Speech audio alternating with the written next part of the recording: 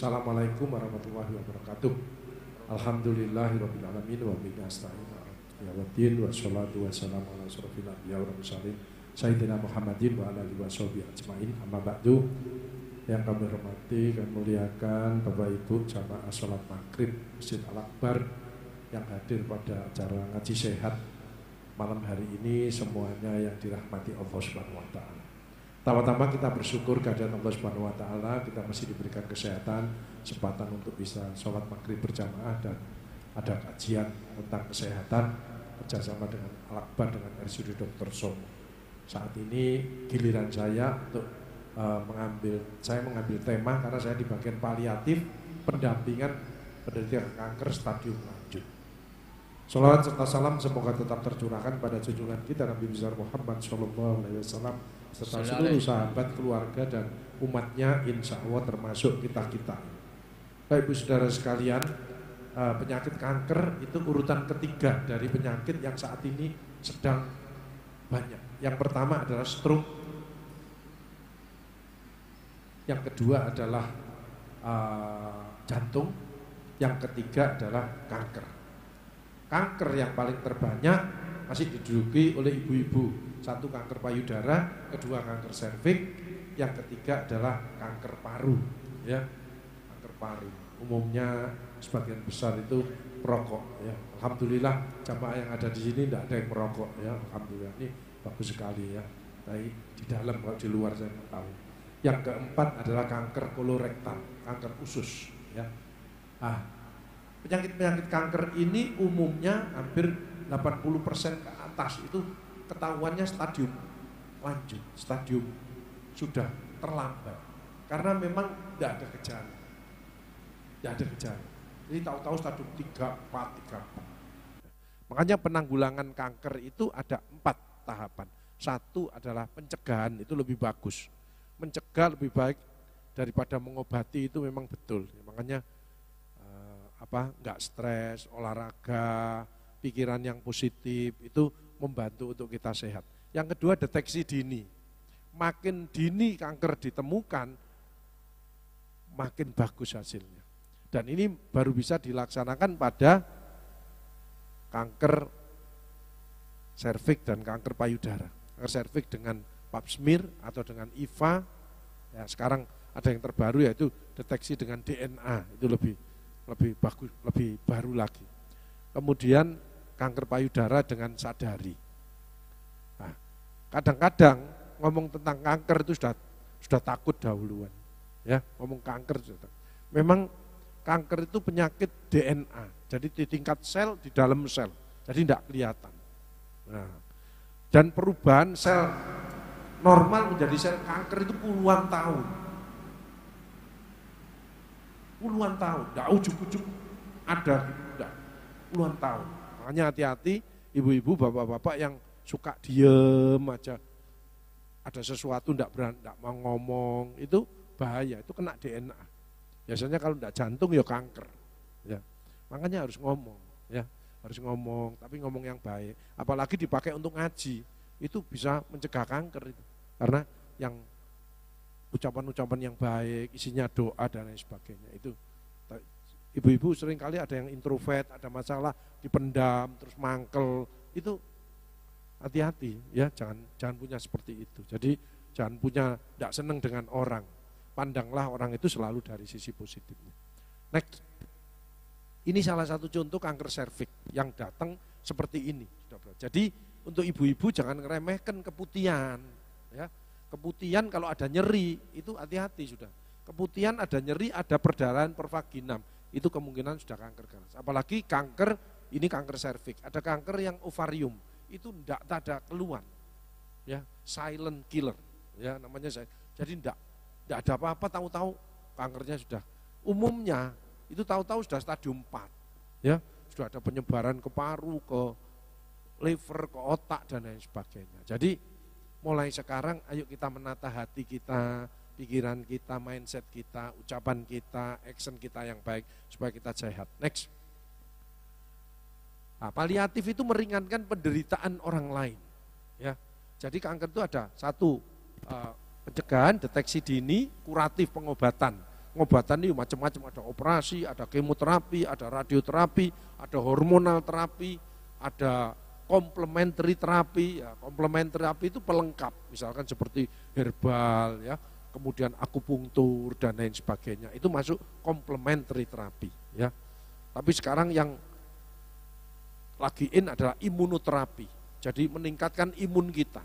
Jadi kalau panjenengan bersyukur, terus tidak gampang mangkelan, nggak sensi, nggak baper, itu imunnya akan meningkat, ya. Tapi kalau ngeyelan itu imunnya turun, ya. Orang ngeyelan itu cepat mati, ya. Orang diem, orang ngeyelan itu cepat mati, ya, karena imunnya turun, ya. Kalau ibu-ibu cerewet itu imunnya turun, ya. Jadi ngomong yang baik, yang bagus, ya. Jadi paliatif itu meringankan penderitaan orang dari sisi apa? Fisik tidak nyeri, karena kanker itu yang ditakutnya nyeri, apalagi kalau sudah menyebar ke tulang. Jadi penyebaran kanker itu lewat dua yang utama, lewat darah namanya hematogen, itu biasanya menyebarnya ke otak, ke paru, ke liver. Tapi ada satu yang menyebar lewat kelenjar limfe, ya. Kelenjar limfe itu kelenjar getah bening, yang biasanya Bapak kalau infeksi di kaki, misalnya kena paku itu terus kelanjeren di selakangan, itu kelenjar limfe. Nah, kanker itu juga lewat itu. Dan kalau sudah kelenjar limfer maka menyebarnya ke tulang. Lah kalau sudah menyebar ke tulang berarti stadiumnya sudah 4. Ya, sudah lanjut, sudah parah lah, sudah sangat berat, ya. Itu makanya harus deteksi sedini mungkin. Masalahnya untuk mendeteksi sedini mungkin itu di lab enggak bisa. Ya, enggak ada yang periksa lab terus ini jenis kanker, kecuali bapak-bapak prostat, ya, dengan cek PSA, ya. PSA-nya kalau tinggi itu ada kemungkinan, belum tentu, tapi ada kemungkinan gangguan di prostat. Dan prostat sendiri itu senengannya juga menyebarnya ke tulang, ya, sama seperti punyanya ibu-ibu kanker payudara itu ke tulang. Kanker paru itu juga senengannya ke tulang. Kanker tiroid itu juga ke tulang, ya. Nah, psikologis supaya tidak stres. Orang didiagnosa kanker itu mesti stres. Masih dia ustadz, masih dia apa pendeta, dia alim, sholatnya, tapi begitu divonis Bapak kena kanker, itu mesti terjadi goncangan psikologis. Nah itu pentingnya harus didampingi oleh tim paliatif, ya, supaya tidak stres. Apalagi nanti pengobatannya juga stres, operasi, kemoterapi, radioterapi itu stres semuanya, ya. Makanya kemudian dari sisi sosial, ya, itu nambah nyerinya. Misalkan dia nggak bisa kerja, terus gajinya dikurangi atau di PHK. Itu tambah nyeri dia, tambah. Kalau stres dia, kankernya tambah kemana-mana. Makanya kalau orang didiagnosa kanker harus cepat acceptance deh. Ya, aku sedang diuji. Aku berdoa, aku mudah-mudahan bisa melewati masa-masa ini. Tapi kalau dia takut sama pengobatannya, takut sama operasinya, takut ini, tambah turun semuanya. Jadi selnya tambah kemana-mana. Jadi tenang dulu, tenang. Cuma terima kasih, Allah telah jewer kita. Tapi berdoa terus, jadi sehingga daya tahan tubuhnya tenang. Nanti kalau dapat pengobatan, itu obatnya bisa merasuk, bisa maksimal. Kemudian kalau selnya sudah lemah dengan pengobatan itu, selnya tenang, namanya dormant, tidur. Sehingga ada orang yang kena kanker dinyatakan sembuh, sebetulnya tidak sembuh, tapi kankernya tidur, diem, karena daya tahan tubuhnya kuat. Dia matur nuwun sama Allah, sudah bisa berobat, dia baik dengan dokternya, baik dengan perawatannya, dia mengobatinya, menjalani pengobatannya dengan ikhlas dan lain sebagainya. Dia malam tahajud terus, ya. Karena yang mengendalikan sel kanker itu Allah. Kalau Allah sudah ngomong kun fayakun, diem ya diem. Tapi kalau marah-marah terus sama ini, ya, makanya psikologisnya harus cepat acceptance. Acceptance itu pasrah. Aku tahu sakitku tapi aku tetap ikhtiar. Beda dengan putus asa. Kalau putus asa, aku divonis kanker tapi aku tidak mau berobat, itu putus asa.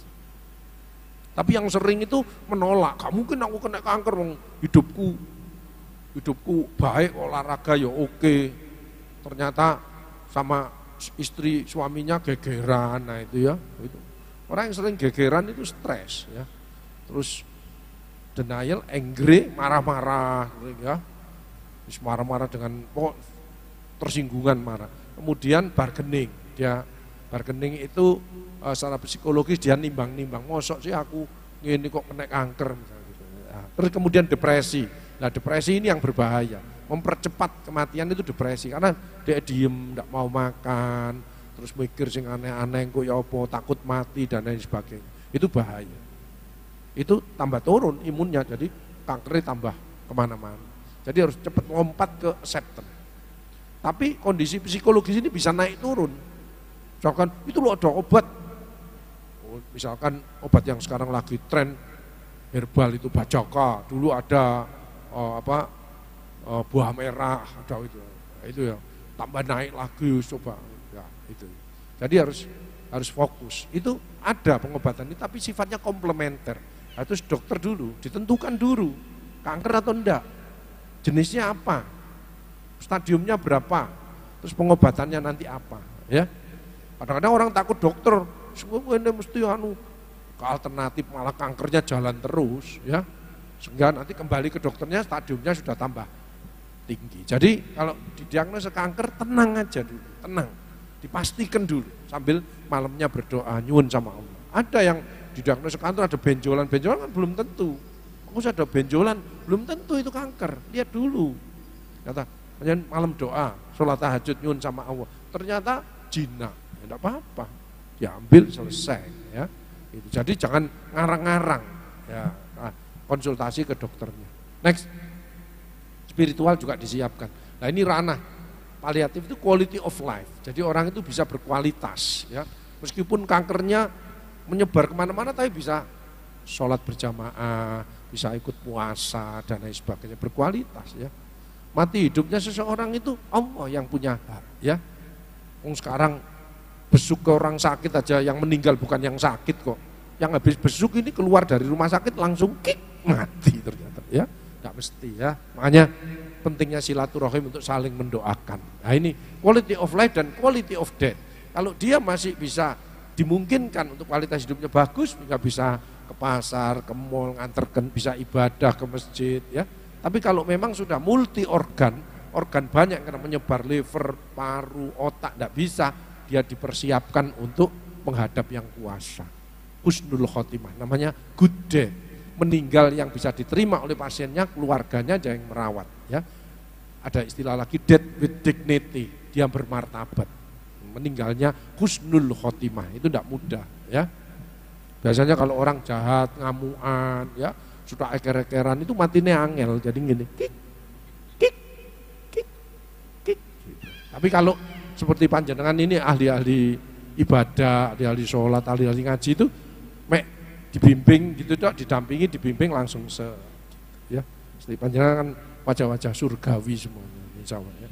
Ah, itu lah kadang-kadang wis kanker enggak dirumati padahal dia masih hidup, kesakitan, kan kasihan. Jadi need of the dying, kebutuhan untuk meninggal satu, fisik, jangan menderita dia. Jangan sakit. Ya apa, tulangnya sudah digerogoti, organnya sudah digerogoti, itu banyak saraf-saraf kena semuanya. Ya, itu kan enggak di paliatif ya kesakitan, dia teriak-teriak ya. Kemudian psikologisnya dia cepat bisa menerima ya, pasrah, tawakal pada Allah. Kemudian sosialnya dia masih bisa aktivitas. Ojo sampai orang sakit kanker, misalkan orang tuanya terus ditaruh di gudang dekatnya dekatnya tikus-tikus itu ya, enggak bisa apa-apa, enggak boleh, harus ditempatkan di yang mulia, terus dikasih dipasangin atau apa supaya dan dia masih dilibatkan untuk diskusi, cuman enggak diberi tanggung jawab supaya enggak mikir berat-berat.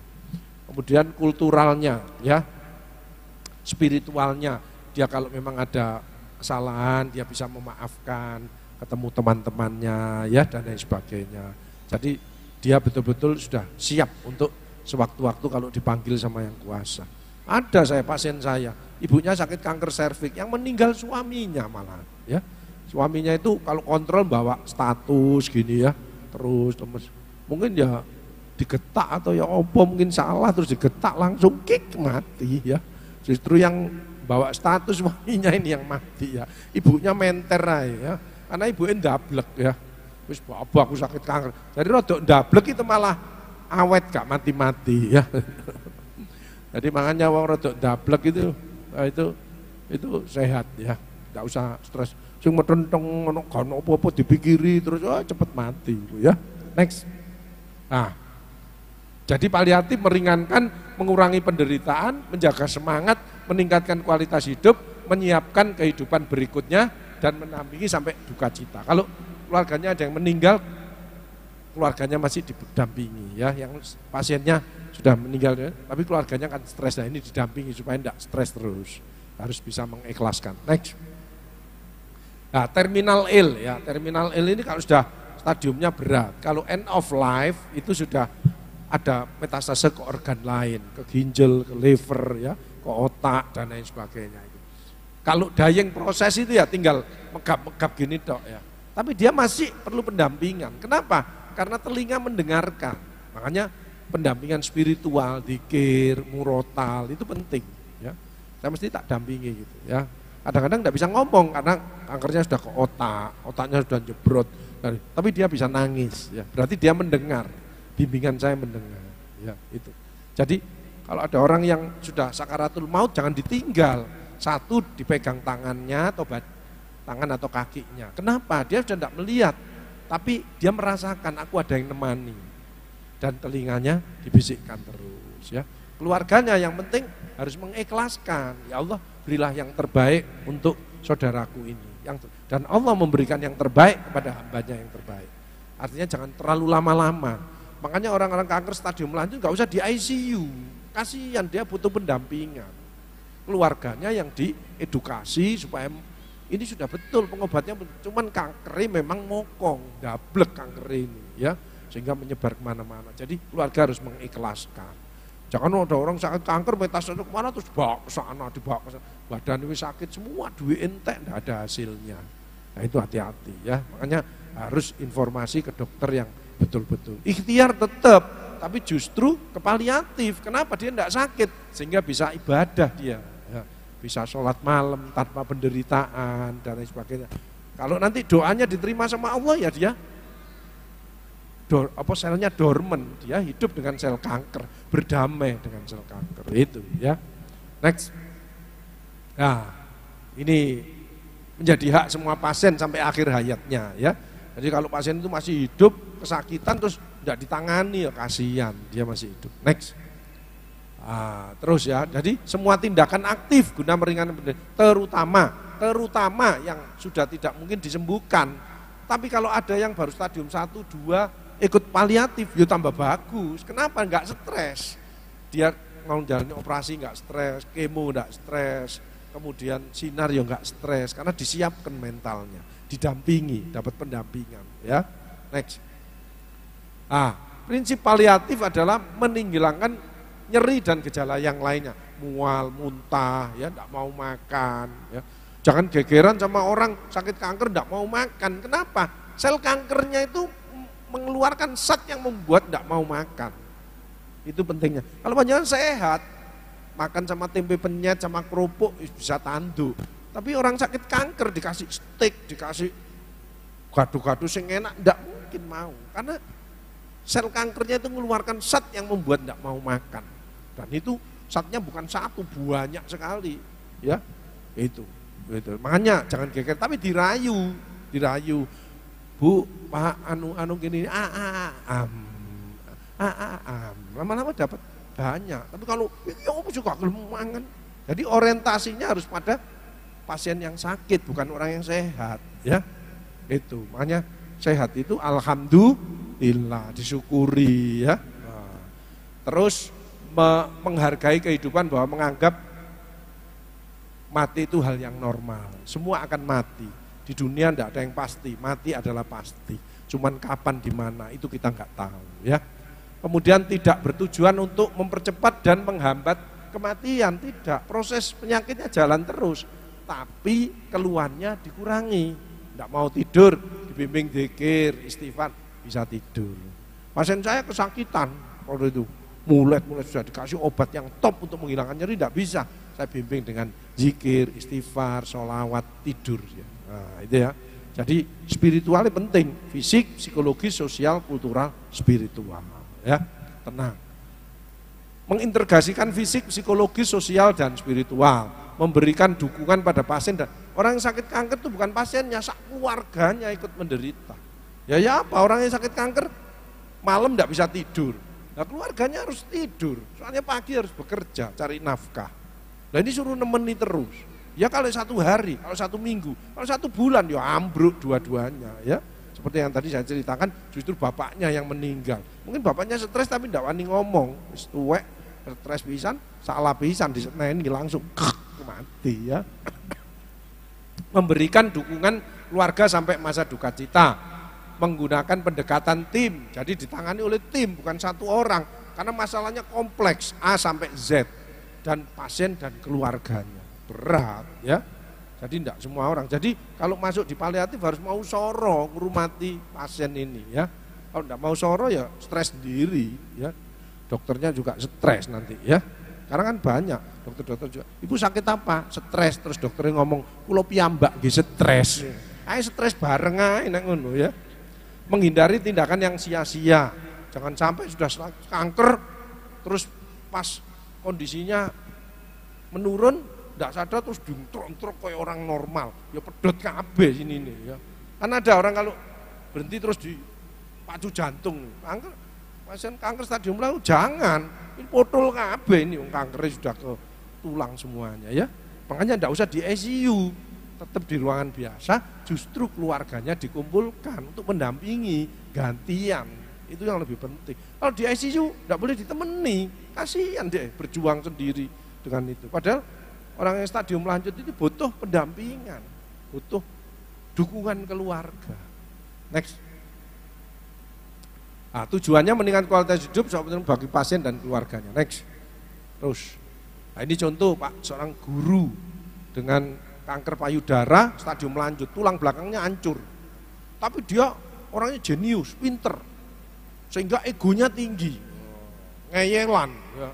Sehingga dokternya dilawan, didebat. Perawatnya didebat, suaminya tidak berani dekat. Kenapa aku saya siap? Oh, tak deketi. Waduh, orang ini egonya tinggi. Saya turun istighfar pelan-pelan. Akhirnya manut.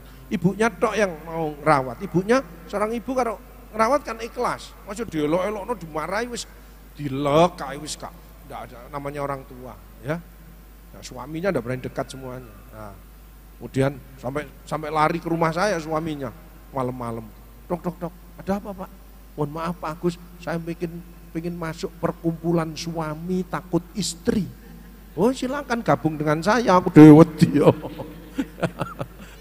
Next, nah, berikutnya dia bisa enakan, nyerinya hilang, dia bisa aktif sendiri ya. Itu berkat dia tadi 5 itu diatasi secara bersama-sama, fisik, psikologi, sosial, kultural, spiritual. Bu kalau enak matur nuwun sama Allah. Ibu ibadahnya harus tambah bagus, tahajudnya harus makin rutin. Oh iya Pak Agus, ya. Next. Terus dia minta lagi, Pak Agus bisa enggak saya ngajar lagi Pak Agus? Ya minta sama Allah, Allah yang mengizinkan. Next. Hanya diberi kesempatan pakai korset, suaminya sudah gabung, perawatnya sudah bisa diterima ya. Sebelumnya wis dilawan semuanya. Next. Nah, akhirnya bisa ketemu murid-muridnya lagi, minta lagi, Pak Agus bisa enggak saya dampingi anak saya wisuda? Ya nyuwun sama Allah. Anu kena Allah kok, dokter ini kan hanya ikhtiar. Panjenengan saya bantu, tapi panjenengan harus sing betul-betul next diberi kesempatan bisa dampingi anaknya wisuda, ya. Tapi karena kankernya jalan terus tadi itu selanjutnya anaknya menikah dia tidak bisa dampingi, ya. Dia sudah dipanggil dulu sama Allah. Itu, tapi sudah lumayan. Last hope-nya bisa dampingi anaknya wisuda, yaitu quality of life-nya bagus, tidak nyeri, padahal tulang belakangnya hancur, ya. Nah, itu. Next. Jadi orang dikatakan berkualitas kalau 5 dimensi itu dalam kondisi yang baik, ya. Fisik, badan, makanya jangan malas olahraga, ya. Sholat itu masuk olahraga, tapi olahraga yang betul itu yang gerak dan kena sinar matahari pagi. Karena 15 menit sampai 30 menit kena sinar matahari pagi, maka tulangnya akan padat kembali. Dan sinar matahari pagi itu meningkatkan imun kita, banyak. Kita pelajaran dapat pandemi, kenapa? Karena banyak imunnya turun. Banyak orang yang tidak memanfaatkan pemberian Allah sinar matahari secara maksimal. Ya, makanya ayo kita 3 yang harus dipaksa. Olahraga dipaksa, ibadah dipaksa, sedekah dipaksa ya, karena sedekah itu menjauhkan dari bahaya. Next. Jadi pengobatannya treat the patient, manusia secara seutuhnya. Kenapa orang ngobati kok tidak berhasil? Karena dia jasmani rohani. Ada 3 dimensi yang belum tersentuh. Sosial, dia kumpul-kumpul dulu menyendiri, sekarang mau bergaul, ikut jamaah ngaji bersama, itu selnya membaik, remodeling kembali ya. Modal kultural, dia tidak egois ya, dulu tersinggungan, egois, menang-menangan, sekarang enggak, dia bisa menghargai orang lain, bisa menerima. Itu bagus sekali untuk penyembuhan. Ketika spiritual, dulu enggak pernah ibadah tahajud, sekarang rutin tahajud ya, kemudian sholat-sholat terus, itu kan gerakannya kan juga membuatkan imun meningkat ya. Tadi imunoterapi itu saat obat imunoterapi itu satu suntikan bisa sampai 180 juta itu ya, imunoterapi itu paling mahal sekarang ya. Tapi ayo imun kita tingkatkan, baca Al-Quran, sholat malam, olahraga pagi, itu minum air hangat, itu meningkatkan imun ya. Tapi kalau nggak enak, tersinggungan, ngamuk, nggak cocok, apalagi medit ya, tambah imunnya turun ya. Holistik, sikapnya empati, peduli, komunikasi efektif ya. Kita banyak mendengarkan keluhannya apa, ini sekali jalan keluarnya ya. Tulus ikhlas. Next. Gitu. Dulu saya dikonsuli waktu tahun 1990-an, 92, 94 itu. Itu pasien sudah megap-megap gini dikasih keber. Pernah lihat ya, di rumah sakit dulu dikasih keber. Keluarganya tidak ada, dia tidak bisa ngomong karena sudah koma, pre-koma, baru dikonsulkan paliatif. Kita ngomongnya bagaimana? Tidak bisa jelaskan. Nah, itu waktu dulu. Sekarang sudah dokter-dokternya sadar. Sekarang sejak awal kok ini diagnosis kanker, tapi ada keluhan langsung dikonsulkan paliatif, sehingga hasilnya akan lebih baik. Gitu ya. Next. Nah, sejak dia didiagnosis kanker, itu harusnya didampingi oleh paliatif. Tapi kadang-kadangnya dokter primernya merasa masih ngobati, ya, kemoterapi dan lain sebagainya, tidak apa-apa. Makanya harus ada inisiatif dari si penderita, kalau memang ada keluhan kok nyeri, kok jangan sungkan-sungkan, dokter saya konsulkan ke, ya mungkin dokter primernya bisa ngobati, tapi kok hasilnya tidak maksimal, saya ingin ke paliatif. Nah, nanti di paliatif, karena nyeri itu harus holistik, total pain, bukan hanya karena tulangnya hancur, bukan itu aja. Saya ada pasien kanker payudara, sudah berat, sudah saya obati enak, sudah saya besuki enak, terus saya pulang. Tahu-tahu ditelepon dokter, pasiennya gelundung-gelundung di bawah tempat tidur. Loh, kenapa tadi enak kok? Saya lari ke sana, tak lihat, kenapa ini coba? Tadi kok enggak apa-apa, ternyata anaknya datang. Dan anaknya ini suka juali barang-barang di rumah, termasuk sepeda motornya dijual. Terus ibunya tadi dimintai duit 800.000. Ya kaget ibunya, nyerinya muncul ya. Namanya nyeri psikologis karena mangkel dengan suaminya. Makanya kadang-kadang ada ibu-ibu yang terasa badannya sakit karena mangkel sama suaminya ya. Suaminya ya gitu kadang-kadang pusing, ternyata mangkel sama istrinya ya. Makanya menyamakan persepsi suami istri itu enggak gampang, apalagi sudah lansia. Kalau sudah lansia itu ngomongnya jangan lebih dari 10 menit, mesti tukaran ya, mesti tukaran. Jadi ojo suwe-suwe ya gitu. Saya kalau sama nyonya saya enggak suwe-suwe, soalnya mesti tukaran. Jadi kalau dijak bicara sama istri saya posisi pakai baju olahraga supaya gak suwe ya. Jadi kalau ngene terus apa intinya, ternyata intinya duwe. Gitu ya. Next. Nah, prinsipnya penanganan harus holistik, harus menyeluruh. Kemudian konsep total pain. Pernah dapat apa nyeri ini? Sih. Ada yang gitu ya. Ini enggak ditanyai ada masalah apa. Terus apa nyeri ini waktu gerak atau apa, waktu tidur apa. Jadi konsepnya harus total pain ya. Kemudian ditangani oleh interdisiplinnya. Pengobatannya juga ada step dari WHO, ada aturannya. Oh kalau nyerinya sekian nilainya ringan, sedang, berat. Itu obatnya ini ada aturannya ya. Multimodalitas. Kadang-kadang karena tidur terus ternyata nyerinya karena spasme. Otot kalau enggak digerakkan itu dia spasme. Spasme itu meluntir. Serat-seratnya otot itu ada yang meluntir. Makanya kita harus gerak. Makanya sebelum panjenengan nyeri stretching itu bagus. Itu kan stretching, narik saraf-sarafnya ototnya itu bagus. Makanya kalau sering pusing kadang-kadang stretching Belum tentu nek sakit pundak ini mesti kolesterol, belum tentu. Mungkin ototnya salah tidur, ya stretching aja gini. Hitungi 1, 2, 3, 4, 5, 2, 3. Jadi penting, olahraga itu penting ya. Nafas, subhanallah, paru-parunya mengembang, alhamdulillah ditambah ya. Gitu. Kemudian servisnya champion, obat-obatan ini kalau sudah banyak, ada pasien yang sekali minum 22 macam ya, karena campur jantung, campur kolesterol, campur Parkinson ya. Ada yang bapak-bapak kadang-kadang Parkinson ya. Kalau ada bapak-bapak Parkinson ini biasanya bojone kereng ya, bojone. Next. Sudah habis. Oh, kurang 8 menit. Saya kira itu yang penting. Mungkin Bapak Ibu mau tanya silahkan ya. Pendampingan pasien need of the dying. Tidak menderita. Psikologisnya dia acceptance. Sosialnya dia bisa dimanusiakan. Kulturalnya dia bisa menerima kondisinya. Dan terakhir spiritualnya dia siap kalau sewaktu-waktu dipanggil oleh yang kuasa. Ya. Silakan, monggo yang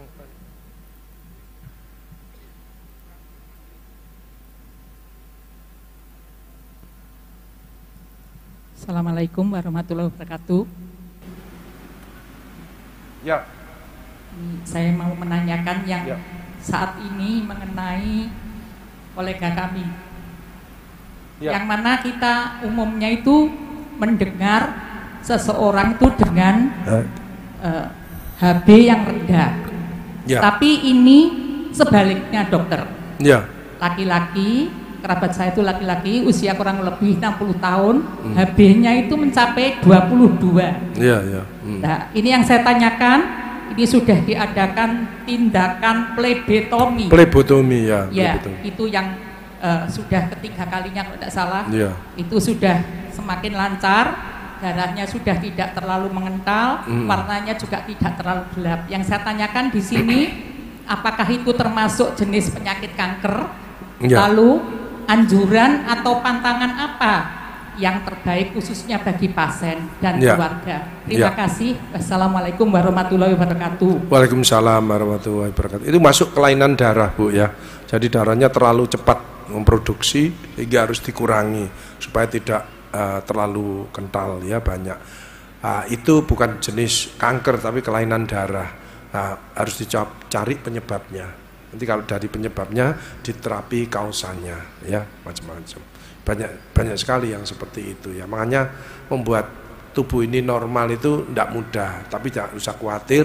Di RSUD Dr. Sutomo sudah termasuk rumah sakit yang lengkap lah, bisa dicari nanti penyebab-penyebabnya apa sehingga bisa diminimalisir ya. Tapi insya Allah tidak terlalu bahaya kalau hanya HB yang over itu tadi, mendingan. Tapi kegiatan plebotominya terus ya, terus dibuat seneng dan lain sebagainya. Ini laki-laki apa perempuan? Oh ya, laki-laki. Istrinya ndak cerewet, mungkin biasanya istrinya cerewet, stres itu. Kalau stres itu kan bisa merubah semua sistem dalam tubuh ya. Kok jangan stres lah, tapi bersyukur ya.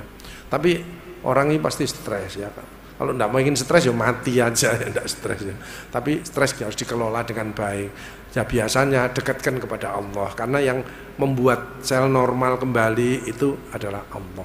Sel itu tunduk sama Allah ya. Kalau sudah Allah kun fayakun berarti ya. Makanya jangan lupa ibadahnya, berdoanya, tetap bersyukur, jangan mengeluh. Tapi kalau mengeluh tambah berat ya. Tetap bersyukur, tapi introspeksi diri untuk memperbaiki diri menyembah sama Allah sambil ikhtiar, pasti ketemu nanti. Itu ya Bu ya. Oke, yang lain silakan. Bapaknya, monggo. Monggo. Ini Ibu. Enggak, ini nih. Ada. Nih, Bapak.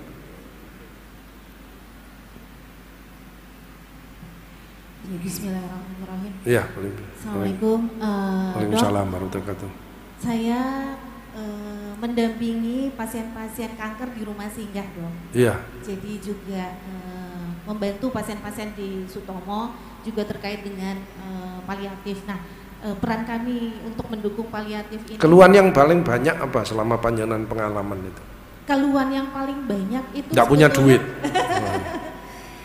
Ini Dok, ini yang saya tanyakan, ini sebetulnya peran kami sebagai relawan di rumah singgah ini kan sebetulnya kami hadapin ini justru keluarganya, pendampingnya. Nah, bagaimana cara kami, kadang-kadang gini Dok, pasien-pasien kanker itu kalau sudah menjalani kemoterapi dan radiasi itu kan ngedrop, nggak mau makan, mual. Nah, ini justru banyak pendampingnya itu yang mogok, ya sudah pasiennya nggak mau makan gitu.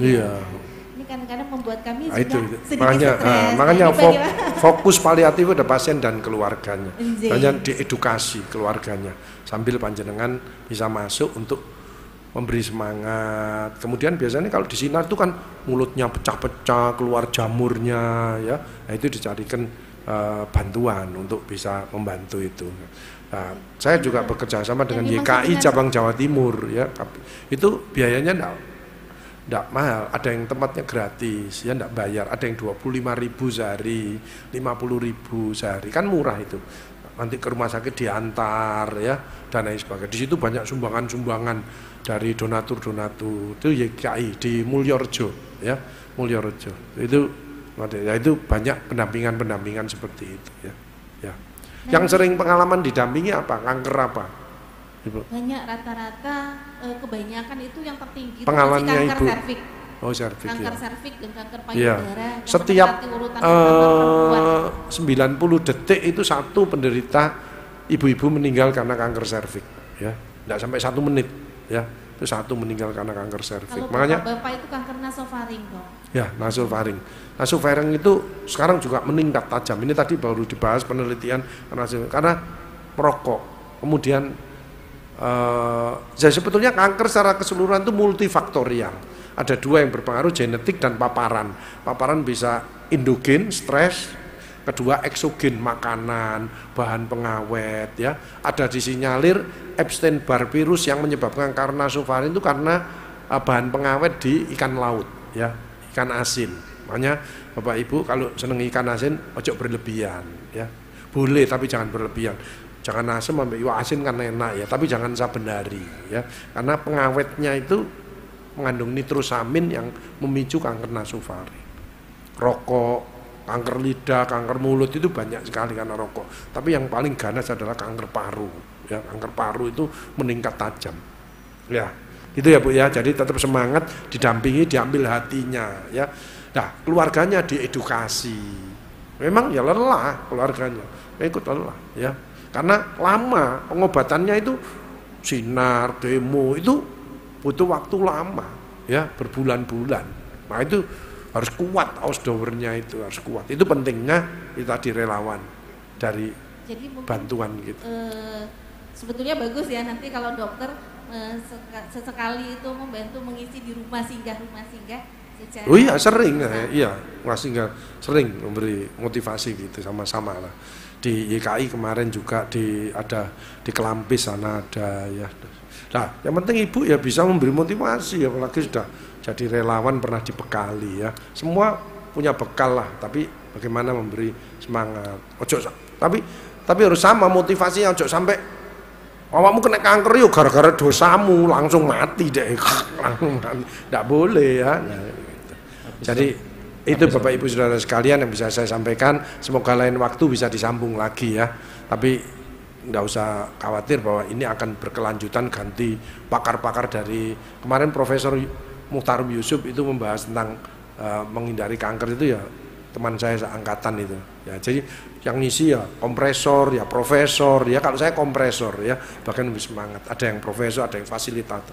Matur nuwun atas panjenengan semuanya, mudah-mudahan sedikit bisa membuka wawasan, tapi tidak usah khawatir, nanti suatu saat kita bisa ketemu di topik-topik yang lain. Matur nuwun, mohon maaf, wabillahi taufiq wal hidayah. Assalamualaikum warahmatullahi wabarakatuh.